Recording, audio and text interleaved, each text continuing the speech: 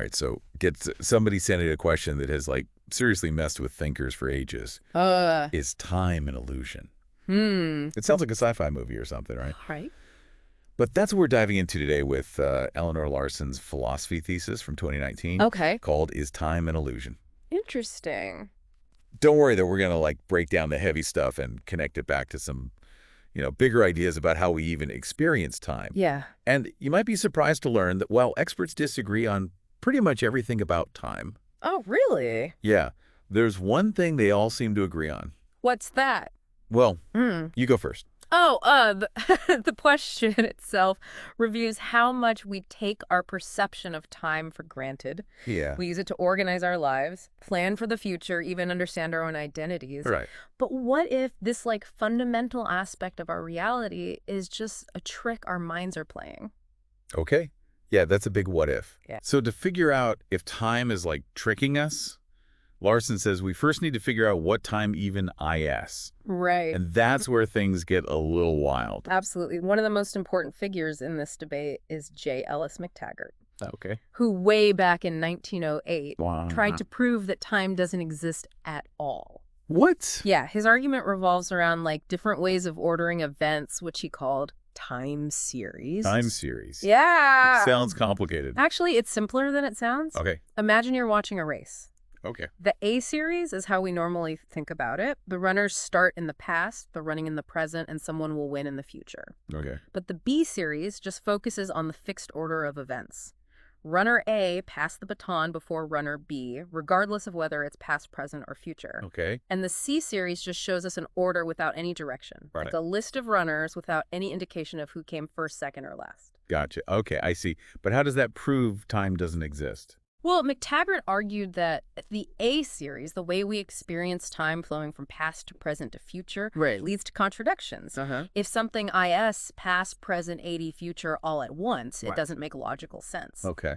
So he concludes if the A series, the way we feel time, is an illusion, maybe time itself is too. Whoa. So if we're all living in this illusion, Right. is there any way to, like, break free and see time for what it truly is? That's $1 million question. Right. Even McTaggart himself admitted that our limited perception might be the problem. Okay. It's like trying to understand a 3D movie while wearing only one lens of 3D glasses. You're only getting part of the picture. Right. You know? Yeah. Okay, so Larson brings in another philosopher, Sean Endepower, Okay. who has a really interesting take on all this. Okay. He says an illusion is when we think we experience something that isn't actually there. Right. But he also throws in this idea of anosognosia, where we only experience part of reality. Interesting. It's a powerful concept. Yeah. Imagine having a blind spot in your vision, but you're totally unaware of it. Right. Anosognosia is like that. But for our perception of reality itself, Wow. maybe we're missing a whole dimension of time that we simply can't grasp. So our feeling of time flowing might be a total illusion, or maybe Yeah. there's a deeper level of time that our brains just aren't wired to see. Right. Kind of freaky. Absolutely. And this is where Larson's thesis gets even more intriguing. Oh, really? Yeah, she starts exploring different theories about what time actually is. Okay. Some philosophers, like Martello or Oreste Fiocco, see time as a thing, Okay. a face that makes change possible. Think of it like the engine of a car. You can't have motion without an engine, and you can't have change without time, according to Fiocco. The time is like the driving force of the universe. Exactly. Okay. But then you have other philosophers like Henri Bergson who see time more as a quality of experience, like music. It's not a separate thing, but woven into the fabric of how we perceive the world. Yeah. He argues that if you try to break time down into individual moments, like notes on a sheet, Right. you lose the essence of what time is, the flow, the continuous melody of existence. That's a really cool way to think about it. Right? Yeah. But how does all of this fit with Einstein's theories of relativity? Yeah. He kind of turned our whole understanding of time upside down, right? He absolutely did. And this is where things start to get truly mind-bending. Ooh, I can't wait. Yeah. Let's take a quick break and we'll be right back. Sounds good. So we've got philosophers debating whether time is a thing or a quality, or maybe doesn't even exist at all. Right. And then Einstein comes along and throws relativity into the mix. Exactly. How does that change things? Well, Einstein showed us that time isn't this rigid, unchanging backdrop to the universe. Okay. It's actually flexible relative to the observer. Okay. Imagine two clocks, one sitting here on Earth and another zipping through space on a rocket ship at super speed. Okay, I'm picturing it. What happens? The clock on the rocket ship will actually tick a tiny bit slower than the one on Earth. Really? Yeah, this is called time dilation. Time dilation, okay. And it's been proven with experiments. Wow. The faster you move, the slower time passes for you relative to someone who's standing still. Wait, seriously? Yeah. So that means time travelers would actually be younger than the people they left behind, right? Exactly. Wow. But there's more. Okay. Einstein also showed that gravity affects time.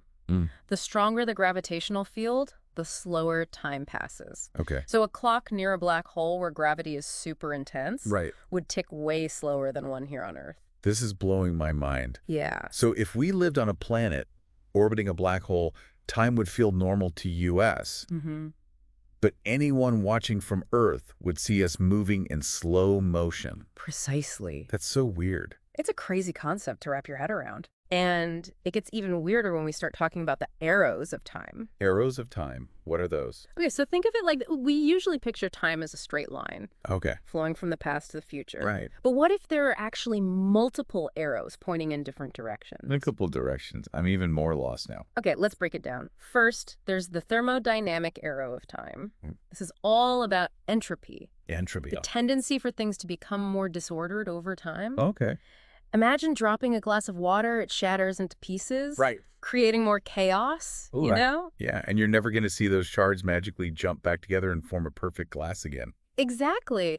The universe seems to have this built-in tendency towards messiness. Now, the psychological arrow of time is the direction in which we feel time passing.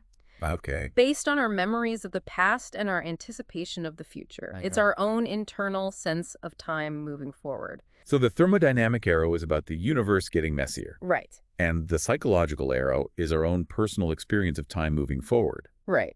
Okay. And then there's the cosmological arrow of time, which is linked to the expansion of the universe since the Big Bang. Right. The universe has been getting bigger and bigger. Okay. That expansion gives time a direction too. Whoa. Okay. So we've got these three arrows of time, all pointing in different directions. Are they all connected somehow? Or are they totally independent of each other? That's a question that's still being debated. Oh, really? Yeah. Some philosophers like D.H. Miller believe that causation, the idea that one event causes another, is what gives time its direction. So because event A happened, it caused event B to happen afterward. Okay. And that creates the flow of time. So it's like a chain reaction, one event leading to the next. Precisely. Okay. But Stephen Hawking, on the other hand, believed that the thermodynamic arrow, the increase of entropy, is the fundamental driver of time's direction. So time moves forward because the universe is constantly getting more chaotic. That was his theory. Wow. And it raises some fascinating questions. Like what? If we could somehow reverse the direction of entropy, would time flow backwards? Wow. Would we start remembering the future and anticipating the past? Okay, now we're really getting into sci-fi territory. Right. But this is making me think back to what we were talking about earlier with anosognosia. Could this whole debate about the direction of time just be a symptom of us missing a bigger piece of the puzzle? It's definitely a possibility. Remember, anosognosia is the idea that we might be blind to certain aspects of reality. Right. What if there's a whole other dimension of time that we simply can't perceive with our limited human senses and brains? So it's like we're trying to understand a 4D object while stuck in a 3D world. Exactly. We might be completely missing something crucial about the nature of time. And this is where Larson brings us back to a really fundamental question. Okay. Can we even trust our own perceptions? Trust our perceptions? What do you mean? Well, think about how much of our experience of time is shaped by our culture language and even our individual memories. Right. We use clocks to measure time. Right. But are clocks really capturing the essence of time itself?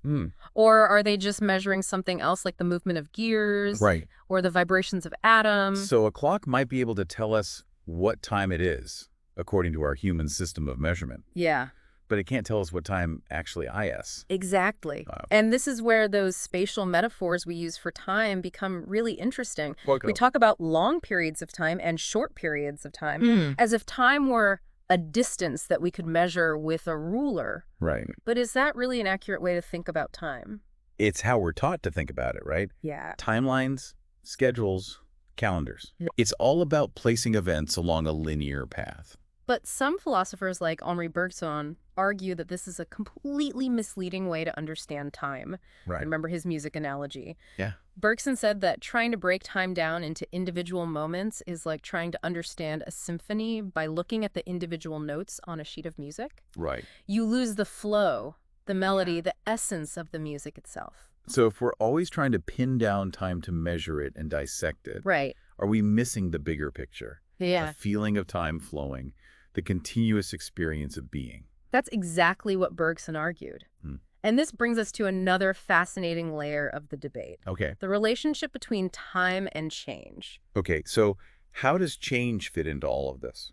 Most philosophers agree that change is absolutely fundamental to our understanding of time. Okay. In fact, Marcello Restifico, who we mentioned earlier, Right. believed that time is what makes change possible. Okay. And it's like the fuel that powers the engine of change. So no time, no change. Everything would just be frozen in place. That's the idea. Wow. But then there's the question of how we actually perceive change. Okay. Think about an apple changing from green to red as it ripens. Right. It doesn't happen instantaneously. Right. It's a gradual process. Right, there's a whole spectrum of shades in between green and red. Exactly. So if we try to pinpoint the exact moment the apple changes color, Right. it becomes almost impossible. Yeah. And this leads to a debate about whether we perceive change as a continuous flow or as a series of discrete moments, Okay. like frames in a film. It's kind of like that old paradox of Zeno's arrow. Right? If you freeze time at any given instant, the arrow appears motionless. Exactly. But we know that the arrow is moving. Yeah. So how do we reconcile those two seemingly contradictory perceptions? That's a question that gets to the very heart of how our minds construct our experience of reality. Right. And it's one that Larson tackles head-on in her thesis. She argues that maybe our perception of change and therefore of time itself is influenced by the way we're taught to think about it, the language we use, the metaphors we employ. So if we were raised with a totally different understanding of time, would we experience it differently? Like if instead of timelines, we were taught to think of time as a swirling vortex or a constantly branching tree. It's a mind-bending thought experiment. It is. And it highlights how much of what we consider real might actually be shaped by our own mental constructs. Right. Okay, so we've covered a lot of ground here. Yeah. We've got philosophers arguing about whether time exists, what it's made of, and which way it's pointing. Right. We've got Einstein showing us that time is relative and bendable. Yeah. And we've got this unsettling idea that we might be totally blind to a whole dimension of time because of our limited human perception. It's a lot to process. It is.